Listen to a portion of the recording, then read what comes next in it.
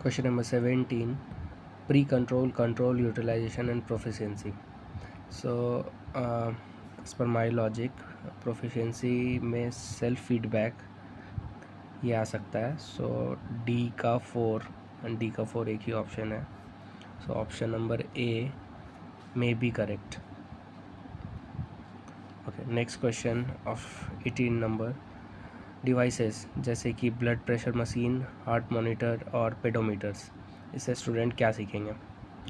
So option number, सारे options को देखते हैं कि more about scientific side of fitness, ये बात सही है. इलेक्ट्रॉनिक्स मशीन, और इसके वजह से हम लोग साइंटिफिक साइड ऑफ फिटनेस को भी देखेंगे. Helps to compare with more sophisticated and expensive devices, बहुत सारे दूसरे एक्सपेंसिव डिवाइसेस को कंपेयर करने में हेल्प करेगा. और तीसरा ऑप्शन है motivating student, increasing their knowledge in exercise physiology, में नॉलेज बढ़ाने के लिए मोटिवेट करेगा. सो तीनों ऑप्शंस सही साउंड कर रहे हैं. ऑप्शन नंबर 2 में थोड़ा सा डाउट हो रहा है, बट ये तीनों ऑप्शन साउंड सही कर रहे हैं. बट 1, 2, 3 कहीं ऑप्शन नहीं है. सो C 1 and 3 will be the answer. Next question is very easy कि लॉन्ग डिस्टेंस रन जो है वो किस फिटनेस कंपोनेंट को ये करता है, एक्सप्लोर करता है. तो ये CV इंड्योरेंस है. ए का 3 दो जगह है, तो आगे और चलते हैं. PNF stands for proprio neuro muscular facilitator, ये एक काइंड ऑफ फ्लेक्सिबिलिटी टाइप है, फ्लेक्सिबिलिटी ट्रेनिंग करने के लिए करते हैं हम लोग. तो B का 4 is here. And cone drills पता है आपको, एजिलिटी के लिए, और सिंगल लेग स्टैंड मतलब बैलेंस के लिए. सो 19 का 1 is the correct answer. Okay, ये क्वेश्चन इसको काफ़ी लेंदी कर दिया गया था, बट जो आपको की पॉइंट्स यहाँ पे पकड़ने थे वो थे प्रिवेंशन फ्रॉम डिजीज़ ये, और task for life, necessary to do task for life. तो ऐसा कौन सा फिटनेस कंपोनेंट है जिससे हम लोग डिजीज़ से दूर रहते हैं और जो दिन के जो रोज़ के काम होते हैं उसको एफिशिएंटली कर सकते हैं. तो SRPF तो नहीं होगा, क्योंकि वो स्पोर्ट्स से होता है और परफॉर्मेंस बेस्ड होता है. फंक्शनल फिटनेस के वजह से हम लोग डेली टास्क तो कर सकते हैं, बट डिजीज़ से फ्री नहीं रह सकते. तो HRPF ऐसा है कि जो डिजीज़ से भी दूर रखेगा आपको और डेली टास्क करने में भी हेल्प करेगा. तो HRPF is the correct answer. Next question है, कौन सा अमाइनो एसिड जो है मसल स्ट्रेंथनिंग में हेल्प करता है और मसल ब्रेकडाउन को बचाता है. तो ये इसका आंसर होगा HMB, hydro oxymethyl butyrate. Next question is which nutrition is essential for the formation of hormones and cell membrane. तो हार्मोन्स का फॉर्मेशन हमेशा फैट्स करवाता है, और सेल मेम्ब्रेन के आसपास भी फैटी लेयर्स जमा होते हैं. तो fat is the correct answer. Talk test जो है वो जनरली किस चीज़ के लिए असेस किया जाता है. तो ये क्वेश्चन भी थोड़ा सा कंफ्यूजिंग था, क्योंकि टॉक टेस्ट जनरली हम लोगों को पढ़ाया जाता है कि सारे लोगों के लिए यूज़ कर सकते हैं टॉक टेस्ट. ये एक इंटेंसिटी नापने के लिए एक पैमाना होता है, जिसे पता करते हैं कि जो बंदा वर्कआउट कर रहा है वो कितने इंटेंसिटी से भागा. लेकिन अगर हम लोग ओबीज़ लोगों में या फिर ओल्ड एज लोगों में अगर हम लोग ये टॉक टेस्ट करवाएं तो उनके हार्ट के लिए वो थोड़ा सा रिस्की हो सकता है. इसलिए highly conditioned people is the correct answer. जो हाई एथलीट होंगे उनसे ही टॉक टेस्ट करा सकते हैं. ओके, नेक्स्ट क्वेश्चन कि कौन सा ऑर्गन जो है सेडेंट्री लाइफस्टाइल की वजह से रिस्क में जाता है. ठीक है, वैसे तो किडनी क्यों जाएगा, अगर आप कुछ टॉक्सिक सब्सटेंस का कंज्यूम करते हो तो किडनी में प्रॉब्लम हो सकती है. लंग्स में प्रॉब्लम भी उसी वजह से हो सकती है, और लीवर में भी प्रॉब्लम तभी आएगी जब आपके डाइट के इशू होंगे. बट सेडेंट्री लाइफस्टाइल का इशू हो सकता है हार्ट को, आपका रेस्टिंग हार्ट रेट बढ़ जाएगा, या फिर हार्ट के हेल्थ में बहुत रिस्क हो सकता है अगर आप सेडेंट्री रहे तो. Next, what is the primary objective of public health. Public health का प्राइमरी ऑब्जेक्टिव है डिज़ीज़ को प्रिवेंट करना और हेल्थ को प्रमोट करना. इसका काम ट्रीटमेंट का नहीं होता है. ठीक है, इमरजेंसी रिस्पांस भी वो मेडिकल का काम होता है, बट पब्लिक हेल्थ का काम होता है कि डिजीज़ का प्रिवेंशन करना और हेल्थ के बारे में लोगों को बताना. So B is the correct answer. Okay, primary purpose of carb loading. Carb loading क्यों करते हैं? बॉडी वेट बढ़ाने के लिए? बिल्कुल भी नहीं. कार्ब लोडिंग आपको पता होगा कि इंड्योरेंस एथलीट करते हैं. तो इंड्योरेंस एथलीट करते हैं, तो यहाँ पे एक ऑप्शन है to enhance endurance performance. So this is the right answer. Next question, prolonged exercise के टाइम पे हाइड्रेशन और इलेक्ट्रोलाइट्स को कौन बैलेंस करता है? सो अगर आप ऑप्शन देखें तो ये दोनों ऑप्शन अल्कोहल और कार्बोनेटेड ड्रिंक तो बिल्कुल भी गलत हो जाएंगे. अभी कन्फ्यूजन हो सकता है स्पोर्ट्स ड्रिंक और वाटर में. तो वाटर आपको हाइड्रेशन तो देगा बट इलेक्ट्रोलाइट बैलेंस जल्दी नहीं करेगा. स्पोर्ट्स ड्रिंक्स ही ऐसे होते हैं जहाँ पे बहुत सारे इलेक्ट्रोलाइट्स मिले हुए होते हैं और वो लिक्विड फॉर्म में होते हैं, तो वो हाइड्रेशन भी कर सकते हैं और इलेक्ट्रोलाइट्स बैलेंस भी कर सकते हैं. तो sports drink is the correct answer. What is the primary role of protein? Protein का प्राइमरी रोल ये काफ़ी इजी था. एनर्जी प्रोडक्शन नहीं होगा, टेम्परेचर का भी मेंटेनेंस नहीं, फ्लेक्सिबिलिटी का भी लेना देना नहीं है, building of repairing tissues. Next 29, the technique in which selected behaviour is identified and observe for a specific time duration. तो इसका आंसर होगा इंटरवल रिकॉर्डिंग, क्योंकि स्पेसिफिक टाइम दिया हुआ था इसलिए ये इंटरवल रिकॉर्डिंग. नेक्स्ट, कौन से लर्निंग स्टाइल में अगर एथलीट का अलग अलग स्किल डेवलपमेंट है फिर भी उनको एक साथ ही हमको अगर कोई एक्टिविटी को करवाना है जहाँ पे डिग्रीज़ ऑफ डिफ़िकल्टी जो है वो अलग अलग है. तो अगर हम लोगों को अलग अलग एथलीट्स को, अलग अलग एबिलिटी के एथलीट्स को एक साथ ही काम कराना है तो ये इंक्लूजन हो जाएगा. इंक्लूजन का मतलब सारे लोगों को एक साथ लेके चलना. सो 30 का D C is the correct answer. Next question है डिस्ग्राफिया. डिस्ग्राफिया में क्या क्या क्या कैरेक्टरिस्टिक्स है? तो देखो, डिस्ग्राफिया में क्रैम्प्ड फिंगर और पेन, ये भी सही बात है. Regular irregular size and shape of letters, ये भी सही है. हमेशा चीज़ों को वो मिटाते हैं, इरेज करते हैं, एक्सेसिव इरेज.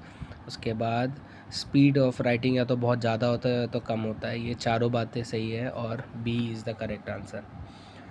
ओके, WHO ने कब डिफ़ाइन किया था हेल्थ को? तो इन्होंने डिफ़ाइन किया था इन 1948. सो this is the correct answer.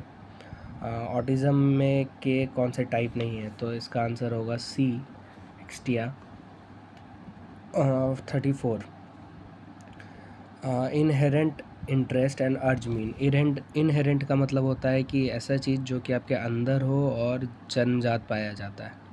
अर्ज और इंटरेस्ट, तो अंदर हो और जन्मजात मतलब अंदर means intrinsic motivation. Okay, next question, insight theory किसने दिया था? तो आपने अगर पढ़ा होगा तो इनसाइट थ्योरी था कि कोलर ने दिया था उन्होंने, कि एक चिंपांजी का एग्जाम्पल आपने पढ़ा होगा, बनाना वाला, तो वही इनसाइट थ्योरी है और उसको कोलर ने दिया था. तो Kohler is the right answer. Next question number 36, mental process of knowing, ठीक है, जिसके अंदर अवेयरनेस, परसेप्शन, रीजनिंग और जजमेंट, इसका मतलब क्या होता है?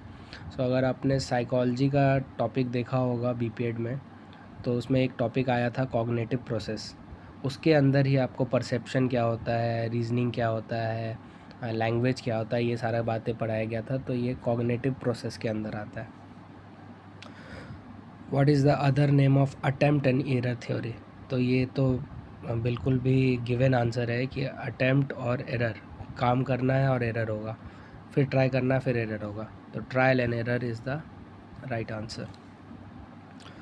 नेक्स्ट क्वेश्चन जो है, process of affecting permanent changes individual behaviour. So ये भी ट्रिक हो जाता है आपके लिए, लेकिन अगर आपको लर्निंग का डेफिनेशन पता होगा तो लर्निंग का मतलब साइकोलॉजी में यही होता है कि change in behaviour.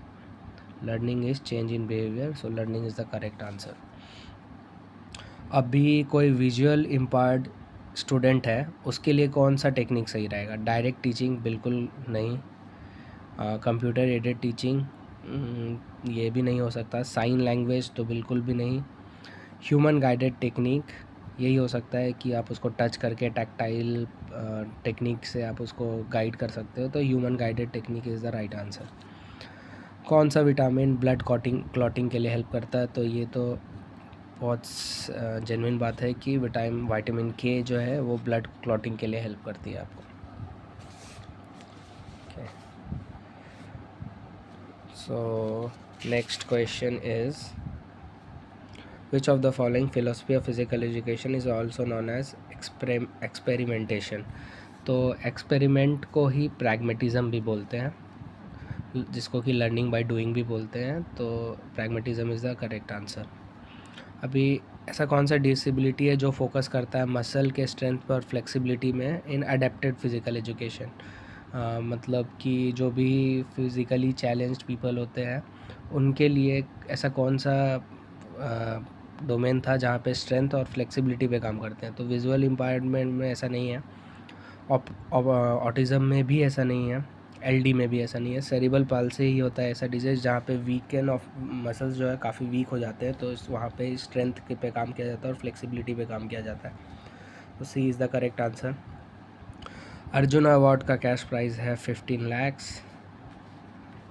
In which Olympic games, Israel पे कौन से ओलंपिक गेम पे टेररिस्ट अटैक हुआ था? तो ये काफ़ी फेमस है कि 1972 में म्यूनिच ओलंपिक हुआ था, वहाँ पे इसराइल के एथलीट्स पे अटैक हुआ था। Next question is Olympic summer game का ड्यूरेशन जो फिक्स है वो है 16 days। Okay, next is surplus energy theory, recreation और साइको एनालिटिक और इंस्टिंक्ट थ्योरी। तो ये भी अगर आप देखोगे तो ये सरप्लस एनर्जी थ्योरी का मतलब होता है कि बच्चों में काफ़ी ज़्यादा एनर्जी होती है, सरप्लस अमाउंट में होता है, इसलिए आपको बच्चे हमेशा भागते हुए दौड़ते हुए दिखेंगे और वो थकते नहीं जल्दी। तो इसका पहला डेफिनेशन यही है, play is the result of aimless expenditure of surplus energy. इसलिए बच्चे खेलते हैं क्योंकि उनके पास एनर्जी बहुत सरप्लस में होता है। तो ए का एक ही जगह पे है और इसके वजह से। और आपने अगर ऑप्शन सी को भी देखा होगा, इंस्टिंक्ट, तो यहाँ पे इंस्टिंक्ट का बात हो रहा है कि instinct is the prime mover of behaviour of both man and animal. So C का 3 यहाँ पे भी एक ही ऑप्शन है, तो option A is the correct. Question number 47। Okay, economic value कब जनरेट होगा एक स्पोर्ट्स इवेंट से? ठीक है, तो अगर कहीं पे भी स्पोर्टिंग इवेंट होती है, फॉर एग्ज़ाम्पल अगर हमारे दिल्ली में ही नेशनल गेम हुआ था, तो क्या दिल्ली में जब एथलीट आए होंगे तो वहाँ पे टूरिज़्म बढ़ा होगा कि नहीं? तो स्पोर्ट्स टूरिज़्म यहाँ पे करेक्ट आंसर है। Individual difference impact on the ability of learning skill is influenced by. तो अलग अलग इंडिविजुअल को अलग अलग टाइम लगता है स्किल्स को सीखने में, तो ये एबिलिटी किस चीज़ पे डिपेंड करती है? तो हेरिडिटी हो सकता है, यस। इन्वायरमेंट भी हो सकता है। Gender of sex of participation, मतलब वो किस जेंडर के हैं, इस पे भी डिपेंड कर सकता है। बट जो मोस्ट करेक्टली साउंड कर रहा है वो हेरिडिटी और इन्वायरमेंट दोनों हो सकता है। सो 48 का डी। ओके, तो प्रैग्मेटिज़म का क्या मतलब है, किस मेथड में यूज़ करते हैं? तो मैंने बताया था प्रैग्मेटिज़म का मतलब होता है learning by doing. C is the correct answer. Commonwealth को पहले क्या बोला जाता था? तो कॉमनवेल्थ को पहले एम्पायर गेम्स बोला जाता था।